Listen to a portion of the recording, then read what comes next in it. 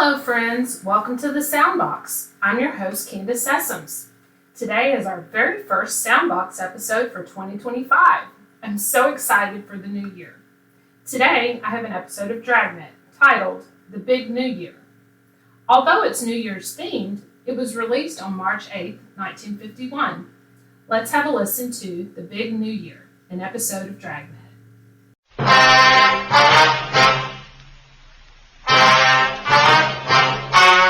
The story you're about to hear is true. Only the names have been changed to protect the innocent.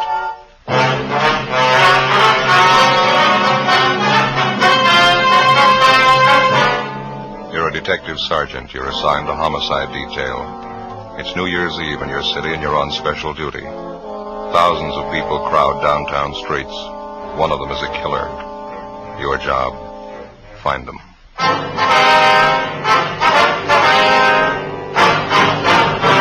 Dragnet, the documented drama of an actual crime.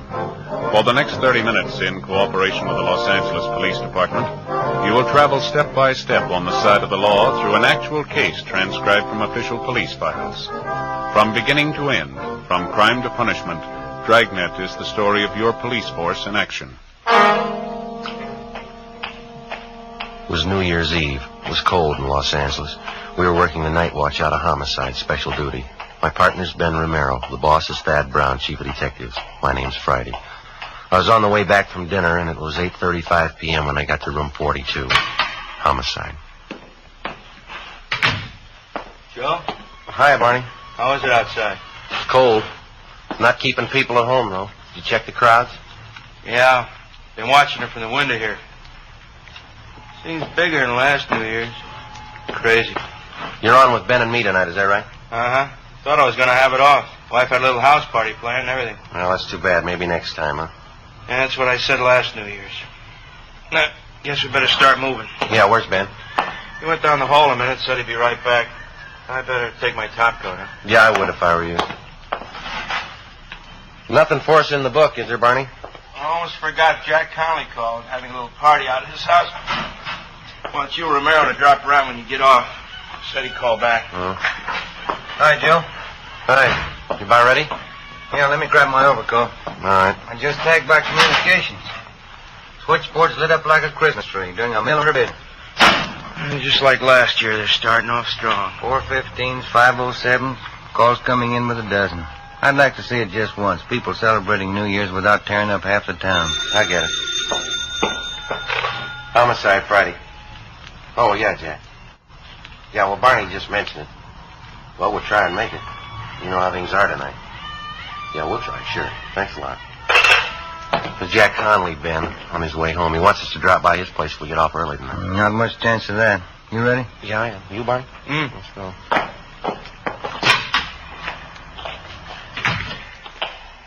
Guess you can't tell. You might get a break. Hmm? The crowds are starting in pretty early. Good chance they'll break and go home right after midnight. That should get us off early. And that was the idea last year, wasn't it, Ben? Yeah. What time did you get off? 6 a.m. Together with Sergeant Barney Luchak, Ben and I left the city hall and started to cruise the southern end of the central area. As any police officer can tell you, New Year's Eve for him is one of the hardest working nights in the year. This one was no different for us. Within an hour, we'd had more than a half a dozen calls to check out. Street fights, drunken driving, disturbing the peace. The usual complaints that you'd expect to get when a community of 3 million celebrates New Year's Eve. 9:43 p.m. We were cruising in the area of Alameda and Macy Street. Unit 72R at Wilshire in Geneva at 311. At 311, KMA 367. Roger, 72R. Unit 112 at 83 Naylor Avenue. See the man, keep the peace. KMA 367. No stopping them, huh? Well, it's a big night.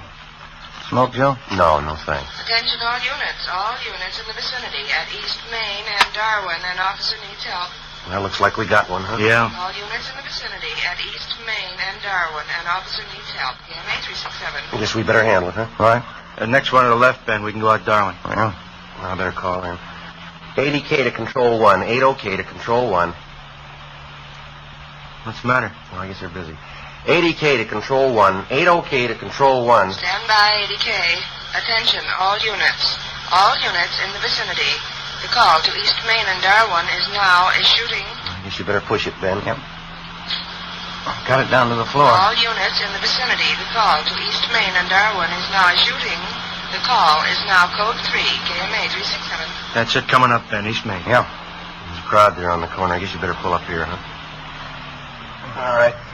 Come on.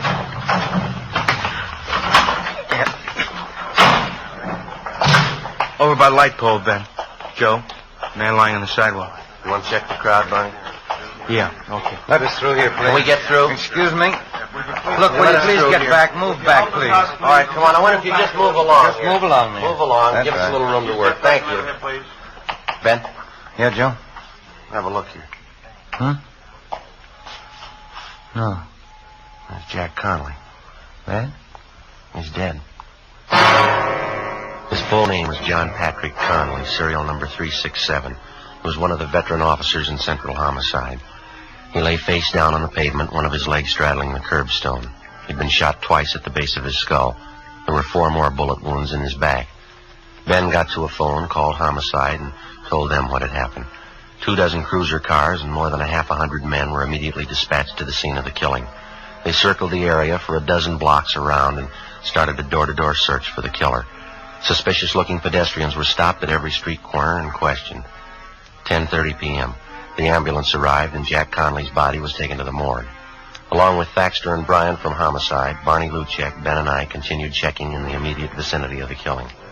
We found no one who'd admit that they actually saw the shooting. Half a dozen people in the crowd told us that they heard the shots and they saw Connolly fall to the pavement.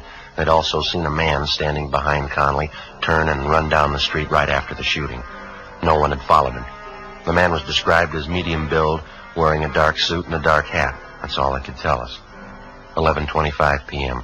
Ben and I met Barney Luchek back at the car. Morning. Did you get anything? Checked out every store in the neighborhood that's open. Not much. How about you? No, it's the same. Pretty thin. Bryan and Thaxter turned up a newsboy down the street. He told him he saw the guy in the dark suit running down the street. Yeah. Thought he saw the guy come out of this bar here. We heard that too, Barney. We talked to the bartender. He doesn't recall the man. Oh, say, I almost forgot. I checked with the office. Mrs. Connolly's been calling in. Wants to know where her husband is. Oh, yeah. I asked personnel to hold off notifying her. Thought maybe you fellas would want to tell her. You knew Connolly pretty well, didn't you? Yeah, long time. Family man? 3 kids. If you fellas don't want to tell her, I'll call personnel back. They can do it. No, it's all right. We'll tell her.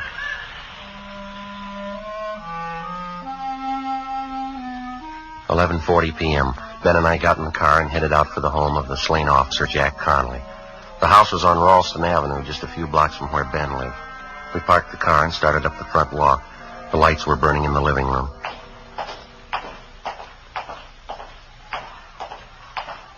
Lousy job. What?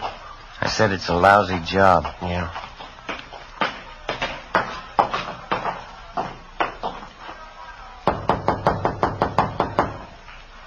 Better try it again, huh? I heard it. Somebody's coming. Oh. Hi, Joe, Ben. Hello, Betty. Hi, Betty. I'm sure glad you can make it. Everybody's here. Come in, come in.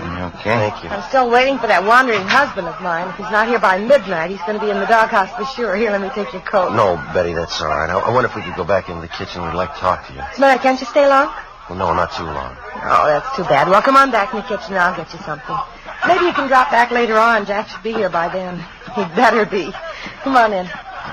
By the one of you seen Jack? That's what we wanted to talk to you about, Betty. What? You want to sit down, Betty? What is it, Joe? Tell me. Well, he had an accident. Where is he? I want to go see him. How bad an accident? Pretty bad. I want to go see him, Joe. If he's hurt, I want to see him. Couldn't be that bad, could it? Yeah. Oh, please, Joe. Please, not dead. Tell me, Joe, please. I'm sorry, Betty. Dear God. Oh, God. Want to give me a hand here, Joe? Yeah. She's white as a sheet. Be worse when she comes to. We better get a hold of the family doctor. No, we're going to have to wait. We'll never get through now. Huh? Phone lines are probably jammed. It's midnight. Oh, yeah. Happy New Year. 12:30 a.m. We finally got a hold of the Connolly's family doctor, and he told us that he'd be over as quickly as possible. Some of Ben Connolly's relatives at the party said that they'd look after things until the doctor arrived. Ben and I left the house and drove back to the scene of the murder. The house-to-house check of the entire area was still going on. There was no trace of the killer. 1:30 a.m. A low fog moved in over the city. Traffic began to thin out a little. The street crowds disappeared. 2 a.m. The search went on. A little before 2:30, a patrolman on foot located a taxicab driver in the neighborhood who claimed that he'd seen a man answering the killer's description just after the shooting. Ben and I went down the street to talk to the driver. He sat behind the wheel of his cab. It was especially equipped with shortwave radio to handle calls directly from the taxi company's dispatch office. Try to pass it on for whatever it's worth, officer. It happened just a minute or two before I picked up my last fare. What time was that? Do you remember? Oh, remembering, too, and I got it right here on the waybill. Yeah, here we go. 9:48 p.m. I was parked just where I am now. Same old stand. I picked up a fare, drove them to North Main and Sotelo, and I came back here. My cab broke down. Lousy distributor. I've been waiting for the repair truck ever since. Well, just what was it that happened before you picked up that fare here? That was at 9:48, is that right? Yeah, 9:48, yeah. Well, I was going to say, it was just a minute or two before that. I was parked right here. This guy comes running down the street through the crowd. He was really running, too. Yeah, go ahead. He's almost past me when he stopped all of a sudden, turned around and looked at me. I thought he wanted a cab, so I opened the door for him. He just looked at me and said, "Never mind," or something like that, and then he took off down the street. Maybe he was just a little goofed up, I don't know. Can you remember what he looked like? Oh, about your build, I guess. Medium. He had a hat on, dark hat, dark suit. Did you get a look at his face? Yeah, he's about 28 or 30, dark complexion. Anything else you remember about it? No, not for sure. He looked like 100 other mooches down around this neighborhood. Just listen to those calls come in, huh? New Year's Eve, and I draw a lame cab. Well, there's nothing else that you remember about this man that you think might help us, huh? No, you got it all, Sergeant. Just acted a little queer, that's all. Goofed up, probably. Did you see which way he went when he took off? Right down the street. That way. Mm-hmm. Lost himself in the crowd. I couldn't be bothered. Mm-hmm. How about when he came running down the street towards you? Did you happen to notice where he was coming from? Matter of fact, yeah, that was just after I heard those gunshots. Of course, I didn't know there were gunshots then. Yeah. Looked to me like he came out of that joint up there, right near where the cop was shot. Which joint was that? The 228, that bar up there. Well, it wasn't much, but it was the only lead we had to go on. 7 persons in the vicinity at the time of the shooting had volunteered the information that the killer had been a recent customer at the 228 Club, the neighborhood tavern. The owner and bartender of the club, Ralph Stevens, had been questioned twice that night by different officers, and he twice denied that there was any possibility that the killer could have been a patron at his bar. Stevens' denial didn't make any more sense than the killing itself. We made arrangements to have the cab driver we interviewed come down to the city hall to check through our mug books for the suspect. By 10 a.m. the next morning, the body of the slain homicide officer, Jack Connolly, had been posted. 4 bullets were taken from his back, 2 from the base of his skull. Russ Camp ran the slugs through ballistics, where they were identified as having been fired from a .38 caliber Colt Special revolver. 11 a.m. We drove back to the 228 Club, where we talked to some of the customers who'd been there the night before. 3 of them told us that they'd seen a man answering the general description of the killer in the bar shortly before the shooting. Ben and I went back to the stockroom at the rear of the bar and talked to the owner, Ralph Stevens. Look, how long does this thing have to go on anyway? I told you everything I knew last night. We know that, Stephen. Doesn't seem to jibe with what the rest of the witnesses saw, though. Then maybe you better take it up with them. I don't know anything about it. I got work to do, and you're in my way there. Excuse me. How come you're so sure that the man we want wasn't in your place last night? I'm not on trial here. You asked me what I know, and I told you. If you don't mind, I got work to do. You mind moving over there? All right, we'd appreciate it if you'd cooperate. All right, if you want to know the truth, you're not good for my business here. Cops never are. Coming around asking questions, customers don't like it. It's no good for business, no good at all. A cop was killed last night right outside your front door. Now, 6 people say that the guy who did it was in here drinking. I run this place. It's mine. I say the man wasn't in here. Still like to know how you're so sure. I'm getting a little tired of this. I don't have an office down at the city hall to lounge around in. I got work to do. How about leaving, huh? You want to get your coat? We can talk to you downtown. Come on. Not before I call my lawyer. Go ahead and call him. Where's your coat? Why do we have to have trouble? I haven't got any beefs with you. No trouble, Stevens. We have to get to the bottom of it, that's all. Like to have you cooperate. Maybe the guy was in here last night. He came in a couple of times, that's all. I didn't want it to get out. Bad for business, those things. Can't afford it. Keeps customers away. Then the man was in here last night, is that right? I wasn't trying to cover it for him. I hardly know him. I just didn't want it to get out. I got a right to protect my business. Who is the man? Harry Talmadge. He's a hophead. If he did it, it probably wasn't his fault. How do you mean? He was hyped up last night, uses heroin. He probably didn't mean to shoot. Where do we find him? I wouldn't know if this is right. Old address. What is it? Fairview Hotel. Try there. 11:35 a.m., New Year's Day. We got in touch with Barney Luchek and Tom Bryan from Homicide, and they drove downtown to check at the Fairview Hotel for the suspect. Ben and I finished questioning the owner of the 228 Club, and we went back to the office. 11:58 a.m., Barney Luchek and Bryan got back. Barney, what have you got? Fairview Hotel in South Grand. Was that the one? Yeah, did you find it okay? Yeah, I talked to the desk clerk. Talmadge registered there? Yeah, he was. Checked out 2 months ago. No leads.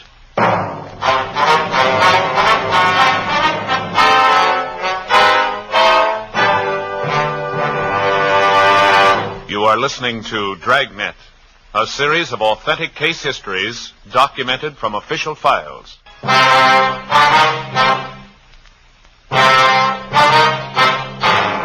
1 p.m. New Year's Day. After we found that the suspect, Harry Talmadge, had checked out of the Fairview Hotel months before, Ben and I went back to the office and ran his name through R&I. The information given us by Ralph Stevens, the owner of the 228 Club, was apparently correct. The record on Talmadge showed that he was a confirmed user of narcotics. He served 2 brief terms for illegal possession of narcotics and another short term in the county jail for petty theft. We got out a broadcast and an APB on Talmadge. We checked out all his known friends and relatives, the places that he frequented, hotels, boarding houses that he'd stayed at. No leads. With the help of Lieutenant Walters and narcotics detail, we finally found the trail most likely to lead us to the suspect. The peddlers who were suspected of supplying Talmadge with narcotics. They were kept under 24-hour watch. 3 days passed. No results. January 4th, 9 a.m. Ben and I went to the funeral and burial services for the murdered officer, Jack Conley. 11 a.m. We got back to the office. Don't know why, Joe. I just don't cotton to funerals. Not a cop's funeral, anyway. No, I don't blame you. His wife looked a lot better, didn't she? Yeah, seemed to be bearing up good, considering. Merrill, Joe? Hi, Barney. What do you say, Barney? Yeah, a young fellow you told me about. He phoned you, Ben. Oh, is that right? Did you give him the information? Yeah, he wanted to know all about taking the police department examination. Now, who's that? One of my neighbor boys, a nice kid. Wants to get on the force. I told him to apply at room 5, City Hall, any weekday. He can make his application then. That it? Fine, Barney, thanks. Well, they got the recruiting campaign going now? Yeah, all this month. Taking applications from all over the country. I'll get it. Homicide, Friday. Oh, yeah, Walters. Just a minute. Okay. A-L-D-S-O-N, Donaldson. Okay, fine. Thanks a lot. Lou Walters and narcotics might be something. What's that? Oh? Well, he got a line on one of the mules who used to push heroin to town. He's a guy by the name of Donaldson. He's been sounded out. He's ready to talk to us. This Donaldson was close to Talmadge? Well, supposedly, yeah. You know where Talmadge is? Well, let's ask him. Ben and I left the office and drove to the address on South Alameda where Donaldson, a friend of the murder suspect, was supposed to be staying. Turned out to be a cheap hotel in the Skid Row district. It was next to one of the rescue missions down there. We finally located Donaldson across the street. He was standing on the sidewalk along with 4 or 5 other men. They were listening to a small Salvation Army band playing outside one of the beer joints. I hardly miss any of these sidewalk meetings, Sergeant. Like 'em. Band music. I even listen to the sermons. Do me a lot of good. I understand you're not pushing junk anymore, Donaldson. Is that right? And you want to call me Big, Sergeant? Name's really John, but everybody calls me Big. All right. No, I haven't been pushing junk. Not for months. All through with it. Well, when's the last time that you saw Harry Talmadge? A couple of weeks ago. I'm not much for Harry anymore. Like I say, I've been regular at these sidewalk meetings, hearing the sermons. Changes the way a fella does things, you know. Yeah. Man's got to turn good sometime during his life. Not getting any younger. 58. I figure it's time I start living by the word. Say, that's nice music, isn't it? Yeah. Do you have any idea where we might find Talmadge now? I might have a few ideas on it. I don't know. Say, I guess neither one of you fellas use snuff. No. Don't bother you, does it? No, go right ahead. That's all right. I know the last boarding house Harry stayed at, if that'll help any. Place on 12th Street. I can give you the address. Well, is he still there, do you know? I don't think he is, no. Matter of fact, I'm sure he's not. Wish Harry'd come around and see me. Like to get him interested in these sidewalk meetings. Listening to the sermons. Might help him. Did an awful lot for me. Yes, sir. Will you say that you saw Talmadge about 2 weeks ago? Well, not quite 2 weeks ago. It was the day after Christmas. Came down to my hotel and wanted some money. I couldn't give him any. That's when he told me he was moving. Going to some rooming house up around the City Hall section up there. Did he mention any address? Not that I recollect, no. That sure is nice music, isn't it? Well, how about some of his other friends, Biggs? You think they might be able to help us? Well, Duke might help you. Harry and old Duke are still great friends. Duke sees them more than I do. Where do we find Duke? Well, you know the Penny Arcade down in South Main? Right down from the train depot there? Yeah. That's where Duke works. He's a janitor there. I've been trying to get Duke to come to the sidewalk meetings, too. He sure could stand it, old Duke. Well, thanks very much, Biggs. Not at all, Sergeant. Always glad to help out. Now look at that now. All out of snuff.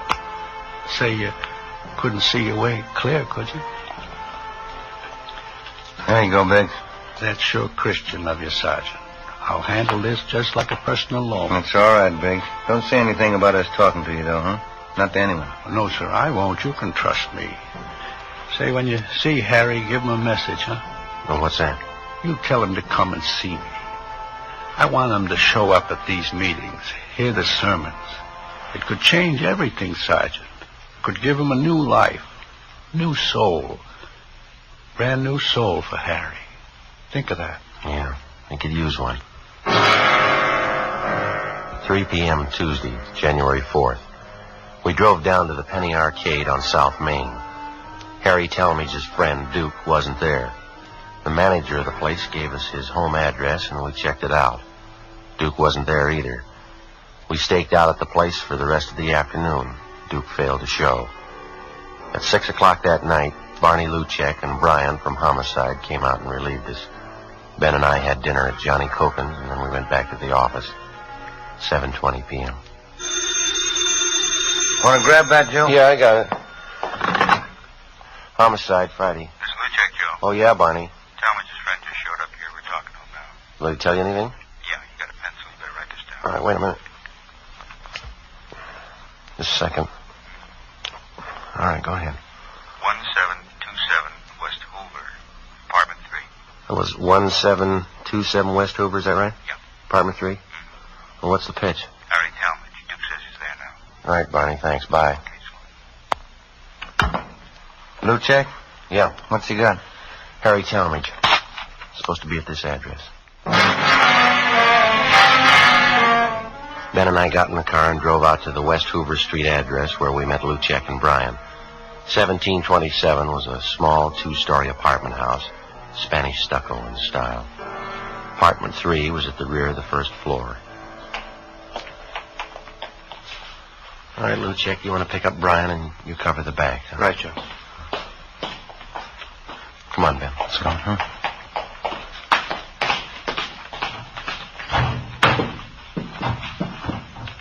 Get us up the stairs, huh? Mm-hmm.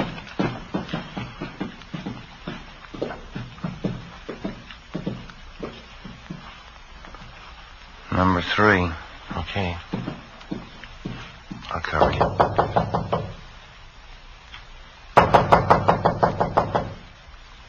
No sound inside.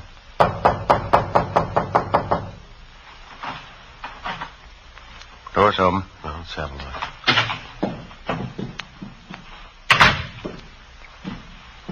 No, it's empty. You want to try the bedroom? I'll check the kitchen.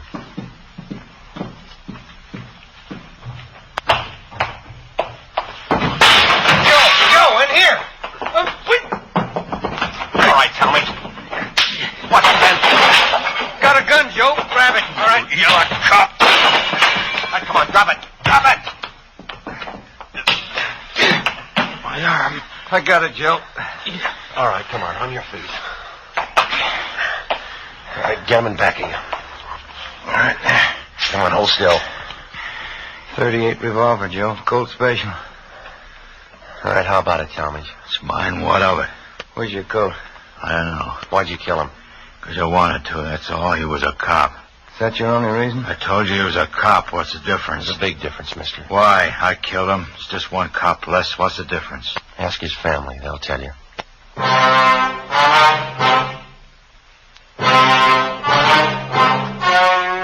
The story you've just heard was true.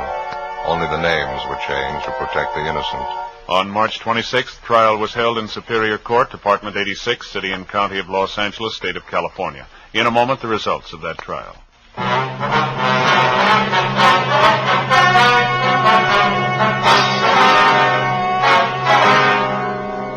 Harold Wesley Talmadge was found guilty of manslaughter by jury trial and was sentenced to the state penitentiary. He was paroled after serving 6 years in prison.